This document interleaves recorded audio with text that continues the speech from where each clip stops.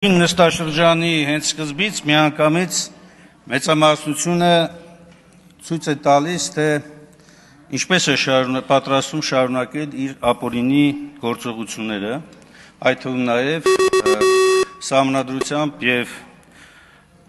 օրենքներով նախատեսված լիազորությունները չարաշահելով։ Ուզում եմ արձանագրել երկու կարևոր հանգամանք։ Նախընթաց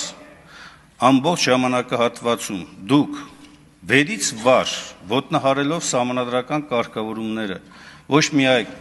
արհամարել եք ժողովրդի վստահության այն քվեն, որ տրված են ընդդիմությանը, այլ նաև ամեն ինչ արել եք, որպեսզի երկրում ընդդիմությունը չօգտվի իր բոլոր կամ ոչ բոլոր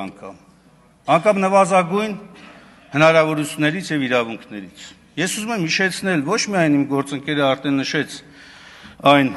արատավոր վարքագիծը, որ դուք ցուցաբերում եք, խորհրդի մասն եք խոսում, պարոն Սիմոնյան։ Ես մի երկու անգամ ներկա եմ եղել։ Դուք անգամ ընդդիմությանը բարեկամական խմբերում, վերապահված տեղերում առաջարկը ձեր քվեարկությամբ մերժում եք։ Այն նվազագույն իրավունքը, որ տրված ընդդիմությանը, ձեր մեծամասնությամբ մերժում եք։ Դուք մերժում եք ընդդիմության առաջարկները ազգային ժողովի նիստերում հարցեր քննարկելու։ Դուք առհասարակ ամեն ինչ եք մերժում։ Դուք մերժել եք նաև Հայաստանի Հանրապետությունը, դուք մերժել եք Արցախի Հանրապետությունը, դուք մերժել եք Հայաստանի քաղաքացուն։ Հիմա եկել եք այստեղից կանգնել եք, հոխորտում եք ընդդիմության վրա, ինչի՞ չեք գնում ծանոթանալ։ Մեծ մասը ընդդիմության ապօրինի քրեական գործերի հարուցման տակ է, ներառյալ ես։ Այո, եւ ըստ օրենքի ես իրավունք չունեմ փաստորեն ծանոթանալու այդ զեկույցին։ Եվ նորից եմ կրկնում, ապօրինի քրեական հետապնդման ենթակա մեր գործընկերների մասով։ Հիմա դուք հոխորտում եք ում վրա, հոխորտացեք իրավապահ մարմինների վրա, որ նման ապօրինություններ չանեն։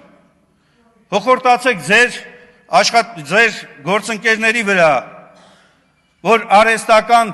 թեմաներ են գեներացնում։ Հոխորտացեք Նիկոլ Փաշինյանի վրա, որ հարձակում է գործել սահմանադրությամբ պաշտպանվող հայ առաքելական Սուրբ եկեղեցու վրա։ Հոխորտացեք այդ ուղղությամբ, ոչ թե ընդդիմության վրա։ Այո, վերջին նստաշրջանն է եւ ես հույս ունեմ, որ հաջորդ նստաշրջանը արդեն նոր գումարման ազգային ժողովում այս ամբիոնում նստած չի լինի ԿՊ-ն։ Առնվազն իշխանության մակարդակով նստած չի լինի, որպեսզի սահմանադրական կարգը վերականգնվես երկրում, մեր երկրում, դուք տապալել եք, իսկ ինչ վերաբերում է զեկույցը օրակարգում չընդգրկվելուն, շատ ճիշտ է, որ չի ընդգրկվել, եւ ես այստեղ հրապարակային ասում եմ, դուք շարժվել եք օրենքով, եւ ճիշտ է կարևոր չընդգրկել, որովհետեւ հանձնաժողով չկա, ինչպես որ տարի ու կես առաջ, 2 տարի առաջ ես պնդում էի, որ հանձնաժողովի ժամկետը ավարտվելու հիմքով հանձնաժողովը այլևս չի կարող որևէ ձևով հանձնաժողով որպես ներկայանա։ Տեսեք, զեկույցի մասով զեկույցը հանձնաժողովը ստեղծում է հանրությանը հետաքրքրող հարցերին պարզաբանում տալու համար։ Հանրությանը պարզաբանում տալու համար։ Հանրության մոտ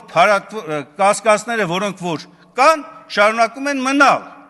Եվ բոլոր են հանձնաժողովները, ներառյալ բոլոր նրանք, որոնք որ զեկույց էլ չեն ներկայացրել, որպեսզի